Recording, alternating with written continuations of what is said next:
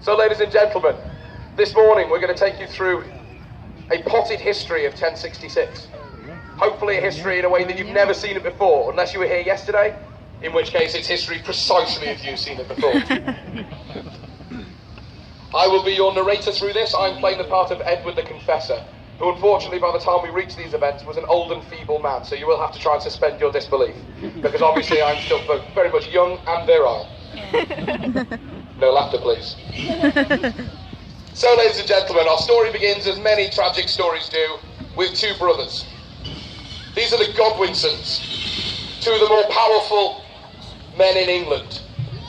The Godwinson family had effectively ruled the King of England through most of Edward the Confessor's reign. They've been the power behind the throne, the men pulling the strings. One had been made the Earl of Wessex, which made him very powerful, Harold here, and the other had been made the Earl of Northumbria, which made him the second most powerful man in the realm. Now, when Tostig was made Earl of Northumbria, he wasn't a very popular man. He was known for high taxation and generally ignoring the cries and irritations of the Northerners. Oh, thank you very much. Now, Edward the Confessor has spent most of his rule being bullied by these two, so he found a rather amusing way of dealing with Tostig. He left the problem to his brother Harold. Now, Harold had a choice. He could either go north and deal with his brother in very harsh terms, or he could stand by his brother. They could stand united against the king, show them that the Godwinson family are not a family to be pushed around. But he might lose favour with the king. So what do you think he did, ladies and gentlemen? He turned on his brother straight away. He marched north, saw his own brother out of the country, and appointed two new Earls of Northumbria, Earl Edwin and Morcar. So fresh from having stabbed his own brother in the back, he's now the most powerful and the most popular man in England. Obviously not the most popular man in his family. Earl Tostig, quite annoyed, storms off to Scandinavia, as you do when you're annoyed. Don't worry, ladies and gentlemen, we haven't seen the last of Tostig. So Harold Godwinson, the most powerful man in England, proven himself a loyal follower of the king. In the winter of 1065, Edward the Confessor sadly dies. Though for the purposes of this narration, I will continue as a ghost. Otherwise it'd be rather short and very boring. Edward the Confessor dead, Harold Godwinson, the most powerful man in England, is elected by the Althing, a council of noblemen of England. They're always the way that a king has been selected. Usually it's the eldest son of the previous king, but there was no eldest son. So they chose Harold Godwinson. Excellent, the year's looking up for him. He's got rid of one of his brothers, and now he's the King of England. Hooray! Pretty good year for Harold Godwinson. Although we all know good things come in ones and bad things come in threes. Unfortunately for Harold, there was another man who somewhat thought he should have the throne of England. William of Normandy, sometimes called William the Illegitimate. And if you want me to say it in more strong terms, there are children. William had been a very close friend of Edward the Confessor. Edward the Confessor had actually grown up in exile in Normandy because Harold Godwinson's family had helped kick him out. So he wasn't a massive fan of the Godwinsons, but he was a massive fan of the Normans. And he was quite friendly. And a lot of people said he promised the throne of England to William. Now, a man thinking he should be king is not a big problem, but it becomes a big problem when that man has an army. Now, he had a couple of Norman followers who were willing to cross the channel, but not quite enough. Luckily enough, though, Harold wasn't also in very well with the Pope, and the Pope blessed William's claim to the throne of England. And all of a sudden he had quite a large continental French army. It were Frenchmen, Bretons, Flemings, and other names of people you probably never heard of. So, Harold Godwinson now has to worry that despite the fact he's got the throne of England, the Normans are waiting just on the other side of the channel to come and take it off him. So his year started well, but it's taken a little bit of a turn. So what does he do? Well, he raises the army of England and tells them to do what every good Englishman should do, which is go south, await the French, and kill them if you see them. Alright, they're Norman, but they speak French. And they do like cheese. Now, that would probably be enough for anyone to deal with, but unfortunately, Harold's actions the previous year have come back to bite him in the rear. Because his brother wasn't just sitting in Scandinavia staring at snow and counting his bad luck. Oh no, he was making friends. He was making friends with the King of Norway, Harald Hardrada, a man who believed he should also be the King of England. Now, he did have a very sketchy legal claim along the lines of, well, my predecessor was also the King of England a long time ago, but really, his claim to the English throne came through the traditional Viking way of claiming a throne. Harald Hardrada, your claim to the English throne is based on... I have this axe! There we go. The traditional Viking approach to kingship, you have a crown and a head, I have an axe, I'm pretty sure we can solve this problem. Harald Hardrada, a very powerful man with an army, poised off the coast of northern England.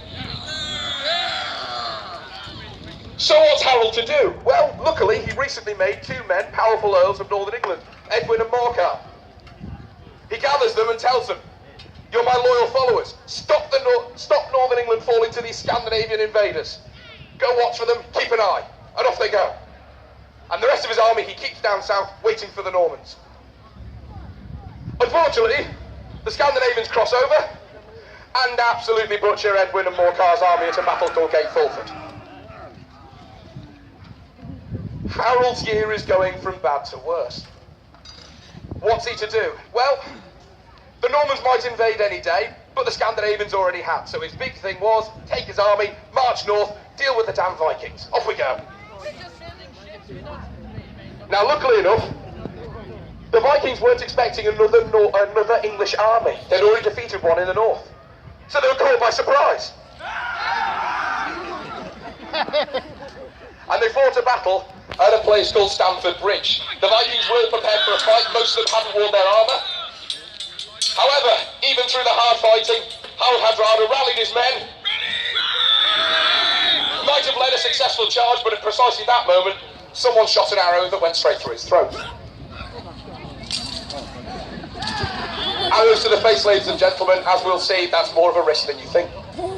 Well, the Viking army seems leaderless, but wait, they've still got Earl Tostig. Earl Tostig also calls for them to rally, and gets an arrow through his open mouth as he's shouting. As you can see, ladies and gentlemen, arrows to the face, more of a risk than you've ever thought. The Scandinavian army is broken and goes home. On a serious note, the slaughter was so bad at this battle that only 1/10 of the ships they'd used to get to England were crewed to go back home. That gives you an idea of how many empty benches there were. Well, the Saxon army has won an important victory. Things are looking up for Harold Godwinson again. Look like you're happy, man, come on. Tired but happy. But as we all know, the old saying, while the cat's away, the Normans invade southern England. Harold, fresh from his victory in the north, has a messenger rush up and tell him, well, while you've been playing with Vikings, the Normans have come and invaded southern England, and they're already building a castle at Pevensey. So what's Harold to do? He marches his entire army south to meet the Normans. Now, Harold is familiar with the Normans and their battle strategy. The Normans rely on cavalry and archers. These men are excellent in the big open spaces of northern France. He knows to meet them in open battle would possibly be suicide. So what does he do? He meets them in open battle, but with the addition of a hill. The plan is, at the top of the hill, his shield wall can be strong. It might stop the Norman cavalry coming up with enough impetus to break through. The arrows will have to travel uphill. They'll have less impact when they hit. Hopefully this hill could win it for Harold Godwinson. They form a strong shield wall at the top of the hill, and the Norman army sits there, William deciding what to do. William relies on the tried and tested Norman strategy of, let's throw some arrows at it. So the archers, the mighty archers as you can see, shooting their arrows. After the arrows have been shot, the Norman cavalry march up the hill. And they try and break through the Saxon shield wall. The Saxons hold their ranks and shout, oot, oot, oot, which translates to out, which shows you how much imagination medieval people really had. And the Normans are driven back down the hill. It looks like the Saxons might actually win the day. Perhaps this could be Harold's lucky year after all. William, not sure what to do. The arrows didn't work, the cavalry doesn't work. Maybe he needs a new strategy. I know, we'll do the exact same thing again. The archers launch their arrows, unfortunately to no real effect, and then the Norman cavalry storm back up the hill. During this assault, there's actually a rumour spread through the Norman army that William has died. William spends most of this part of the fight pulling his helmet off and screaming, look, look, look, I'm not dead, I promise. The Normans, tired, unable to break through the shield wall, ride back down the hill. But this time, some of the less disciplined Saxons, thinking this is the end of the battle and they've won, chase after them. And when they're caught on the open flat, the Norman cavalry whirls round and cuts them down. Now there's less Saxons at the top of the hill. There's a chance they won't be able to hold on. Harold Godwinson rallies his men, is asking them to fight for England and for him, shouting out bravely, and at this precise moment, it being 1066, an arrow flies out of the Norman army and hits him in the head. It might have been his eye, it could have been somewhere else in the face, we're not quite sure, but what we are sure of is that he went down. And when he went down, the Saxons saw their king fall, the royal banner fell with him, and the Saxons lost heart. At this precise moment, William leads his troops back up the hill again. And the Saxons are routed. William of Normandy has, in one battle, become William of England, the king. Now, we could say that he was the best candidate for king, but in reality, he's the only candidate for king that doesn't have an arrow in the face, and that's an important consideration. Again, a slightly gruesome detail. It took them roughly 2 hours to identify Harold Godwinson's body, and the only person who could afterwards was his mistress, because of certain marks on the body she recognised, because the body they found that they reckoned was Harold's didn't have a head, and one of the legs had been cut off and carried off by a Norman knight as a trophy. When Normans get angry, ladies and gentlemen, they go all the way. So, William has become King of England. What do we think he did first? Did he try and make peace with his Saxon subjects, make himself a loved king, maybe even apologise for all the bloodshed? Of course he didn't. His first act was to get every single Saxon who'd survived the battle and force them to start digging giant mounds all across England, which would become the first castles. A way of making sure the Saxons would never rebel against him. The mound behind you, ladies and gentlemen, is a fantastic example of one of those mounds. So not only have they just lost a battle, the Saxons are now having to spend most of their time digging to build castles to stop them rebelling. Make 100 more, just like that. Once these castles are built, England is fairly secure under Norman rule. So what does he do now? Maybe start a series of building public works, maybe patronise the arts, do something to maybe win over those Saxon subjects? Of course not. Due to the conditions of coming to the throne, there was a lot of handover documentation from the previous administration. He had no idea what he was actually king of. He had a vague map, but no real idea, and the important thing he needed to know is, how much tax should they be paying? So he sent Normans north, south, east and west to compile the Doomsday Book. Effectively a list of everything people should be paying taxes on. One chronicler noted that they asked people details such as how many farm animals they had. All the way down to the last pig, England was recorded for taxation purposes. If you didn't already dislike William of Normandy, ladies and gentlemen, he basically invented the inland revenue.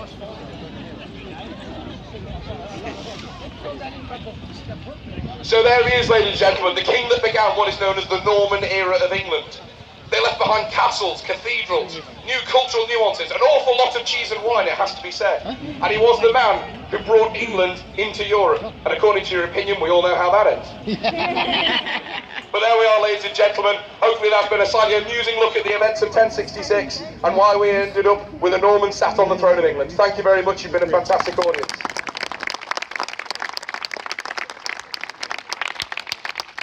Now, obviously, the fun doesn't stop there. There will be many other events going on in the arena today.